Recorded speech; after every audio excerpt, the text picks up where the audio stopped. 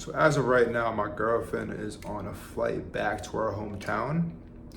I'm in my apartment right now in Miami, and it's the second time she visited me. I moved to Miami back in September of 2025, and it's March 2026. So it's been a little bit of time. I think like what, over 6 months at this point.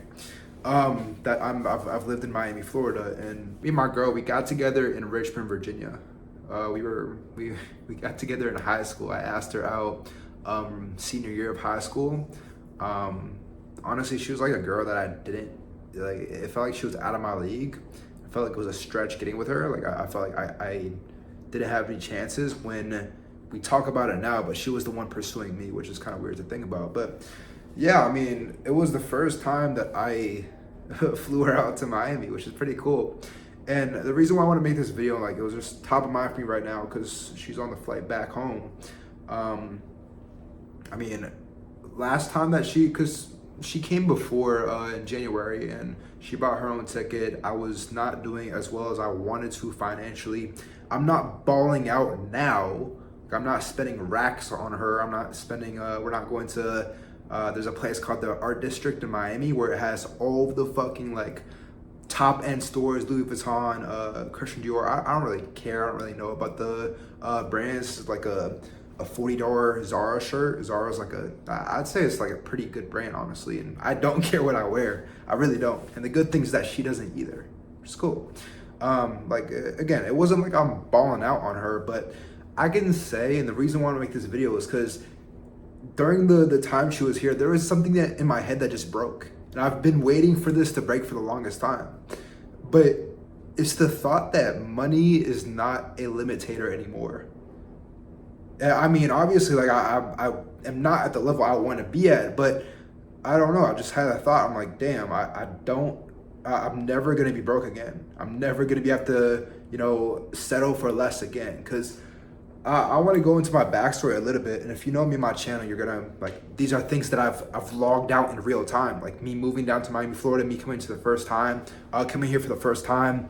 Again, I grew up in Richmond, Virginia. I was raised there all my life, and I didn't really come from a poor background. Like, my parents raised me amazingly. I came from like the suburbs, right? White people, and I just, the worst thing for me was staying average.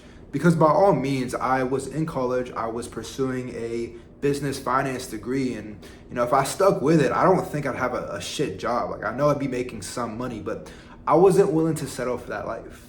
The thought of working my way up a corporate ladder, the thought of sitting behind a desk all week and just, barely get enough time for myself, not being able to control my own schedule, not being able to control the amount of money that I make with the amount of work that I put in. I hated the thought of doing that. So I've been in entrepreneurship for the past 2.5 years now, and things are starting to kind of click together in the past couple of months, and it's taken a long fucking time. And I don't know, I just want to make this video because it's why I started this in the first place, where again, I'm not fucking balling out. I'm not hitting trips to the Maldives. I'm not hitting trips to Dubai. I'm not driving a Lambo. But I can say that the things that I once used to worry about, like being able to even, just get casual things like, I'm in a decent apartment, like a pretty nice high-rise apartment in Miami. And I will say that I did make my mistake with increasing my lifestyle before my income followed, which, it led me down kind of a tough route where I was like, holy shit, I was just stressed the fuck out. How am I gonna be able to pay my rent? How am I gonna be able to, like, even, I mean, I guess it's not as important, but like furnish my place. Like, I spent a band furnishing my place, buying all these things you see in the background, the couch, the table, the carpet from Amazon. I didn't even have the money. I just put on my card and I just like, fuck it, I'm gonna figure it out. And that was fucking stressful. I was eating like I was hitting Aldi, hitting max $60 weekly grocery trips, like weeks and weeks on end. Just eating, very, very frugal, if that makes sense. Just like being very, very, if I overspent just the slightest, like I was stressed the fuck out. And that took a toll on my mental health. And again, like I just I had this belief that was broke this week when I was like, you know what? Money is never gonna have to be an issue again. Like, that's a good fucking feeling. And I can say I've only been able to experience this feeling because I've built my mindset up to the point where I can. Because, I'm just putting myself through the trials and tribulations where anything that is in my way, any kind of opportunity that I have, I will maximize it to the fullest potential. And I guess like this moment kind of hit where my girl, like, she's in college right now. She's working a very respectable job. Like, she's a waitress at a high-end place where you have to like dress up all nice. So I fucking love that for her. It's something very admirable. I guess is that the correct word for it? But as a boyfriend, like, she's working a job that she doesn't have to necessarily, but she just wants the extra spending money. And I just recall, like, she wanted to get something from a store. We went out to shop at Miami Beach, and like I get so pissed off when she's indecisive. One thing about being a boyfriend, if you can't make decisions for your girl, bro, you're cooked. You're so cooked. And that's one thing that I've really been heavy on throughout our relationship is just making decisions for her. Like, not in a controlling way, but I mean, I don't have to explain to you watching like how indecisive girls can be when it comes to what they want to eat. Like, bro, let me just pick the restaurant, pick the food, just eat. And it's just like that. Like, we hit restaurants, we hit dinners. Like, I hit a nice spot in Miami Beach. We hit Brickell, which is a very nice place in Miami. Again, I didn't spend the band. I didn't take her to fucking what's the like fucking fancy places like Nobu, like Ceviche. I think that's a place. I don't know. I hear these places like in rap songs, and I don't have any interest in hitting them. Or what's another place? Like steakhouses, right? She doesn't really have any interest in doing that. Maybe like, I guess one day. I don't really want to say that because, I mean, I don't really care to spend that much fucking money on a dinner. Like, I don't see any like value in doing that when I can make a fire ass ribeye in my apartment and call it a fucking day. That's just how I roll. I don't really care about the flashy stuff, the rich lifestyle that a lot of other guys in Miami like to live. But again, like I'll say, like, I took her out to these restaurants. I'm like, you know what? Whatever you want to order. And let me take that back. I said, we're going to order this. And it wasn't a matter of like, oh, that's a little bit too expensive. Of course, I was like reaching a little bit because it was like almost every single meal we were going out.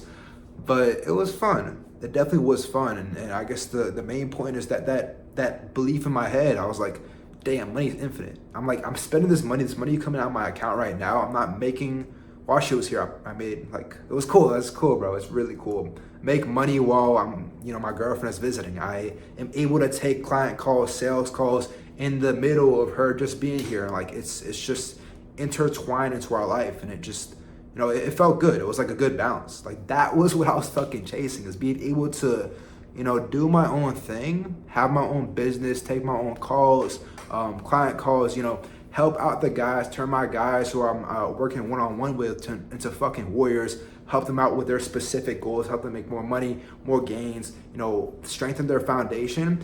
That gives me fucking fulfillment. And in return, I'm able to just live the lifestyle that I want to. It's a great fucking feeling. It really is. It really is. Making money while she's here, being able to take her out to nice spots, being able to step away from my work if I need to. I'm ready to put my foot on the gas when she left. Funny enough, my parents are flying out next week, which is gonna be so surreal. Maybe I'll make a video like talking out about that, how that's gonna go, because they've never been to Miami before. I've lived here again for the past 6 months. I initially visited almost a year ago, and that story was crazy because they didn't even know why I was visiting Miami, and I just told them the night before that I left. I drove there. I drove to Miami from Richmond, which is a 15-hour drive, by the way, in one day. I left at 4 a.m., but I told them the night before when I left. I was like, hey, I'm going on a trip tomorrow, and they didn't know. I didn't want to tell them because I didn't want to hear like the lashback, because I don't know if they would have said yes, but I wasn't willing to really take it because it was like a mastermind event that I came down for, a networking event to meet like-minded guys. And I was like, fuck it, I'm just gonna go. So I went, didn't text them the whole day. They definitely called me a couple times. I'm like, I'm fine, I'm just driving a little bit. And at that point, I was driving for like 12 hours. And then I remember this. At the end of the day when I drove to Miami, it was like maybe 8 or 9 p.m. I sent them a picture of the place that I was staying at, which was the tallest building in all of Florida called, what's it called? Not Paramount. Not, it's Para something. It's like the tallest building in Miami, the tallest building in Florida. Beautiful fucking skyline view of the entire city with the Brickell Key to the right and all of Brickell to the left. Like beautiful, beautiful thing that you see like maybe on Instagram or something. I sent them a picture of that. I'm like, dang, that was dope. And they're like, well, you're in Miami. I don't really know like their exact reaction because I was on text. They're like, oh, cool. It was funny. It was funny though. But yeah, definitely gonna be a good experience for them coming out, seeing the life I've been living so far. Yeah, I mean, just a blessing. It really is a blessing. And I want to make this clear is that all of like what I'm feeling right now, this is on the back end of all the sacrifice that I've made throughout the months, throughout the weeks, throughout the years, right? Me spending countless nights just sitting alone in my apartment contemplating whether or not it's going to work. Me getting texts from family members I haven't talked to in so long saying, why did you drop out of college? What are you going to do? Why, like, do you think this is actually going to work out? My own parents doubting me. You know, I've had a really good support from my parents, but, you know, your parents are going to want the best for you. And of course, they're going to question whether or not this is a good decision. So trust me, I did not miss those arguments. But like even text from my sister, which I love, but she's even saying like, what are you doing? Why'd you drop out?